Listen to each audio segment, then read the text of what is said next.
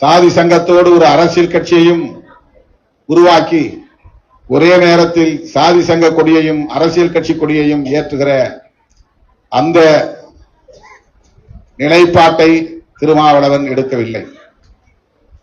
இந்த இயக்கத்திற்கு முதலில் பெயர் சூட்டுகிற போதே, இந்த அரசியல் கட்சியாக இதை பதிவு செய்கிற போதே விடுதலை சிறுத்தைகள் கட்சி என்று நாம் பதிவு செய்திருக்கிறோம், அடையாளப்படுத்தி இருக்கிறோம்.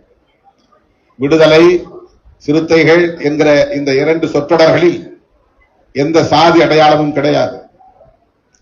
அல்லது தொடக்கத்திலே நான் ஒரு சாதி சங்கம் வைத்து நடத்தி அந்த சாதி சங்க அடையாளத்தை மறைப்பதற்காக உருவாக்கப்பட்ட அரசியல் கட்சியும் அல்ல இது.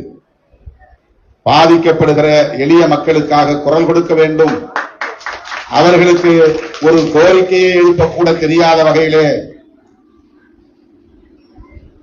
மிக மிக பின்தங்கிய நிலையில் அதிகார வர்க்கத்தோடு எந்த தொடர்பும் இல்லாத வகையில் வறுமையிலும் அடிமை சகதியிலும் உழன்று கொண்டிருக்கிற அவர்களுக்கு ஒரு வழிகாட்ட வேண்டும் என்பதுதான் இந்த இயக்கத்தின் முதல் களப்பணி. ஒரு பெட்டிஷன் எழுத தெரியாது, ஒரு பாதிப்பு ஏற்பட்டால் அந்த பாதிப்பை எப்படி காவல்துறையிடம் சொல்லுவது என்பது கூட தெரியாது. காவல்துறைக்கு செல்வதற்கு கூட துணிச்சல் வராது.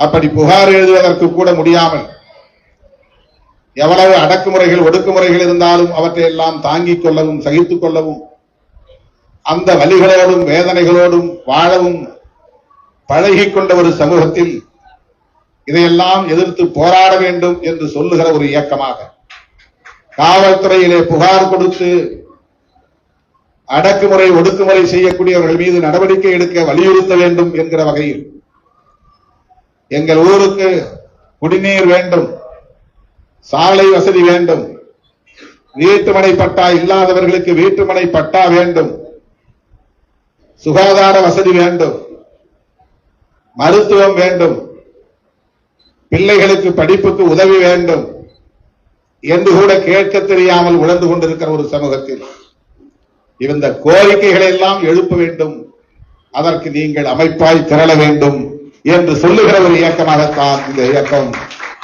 தனது களப்பணியை தொடங்கியது.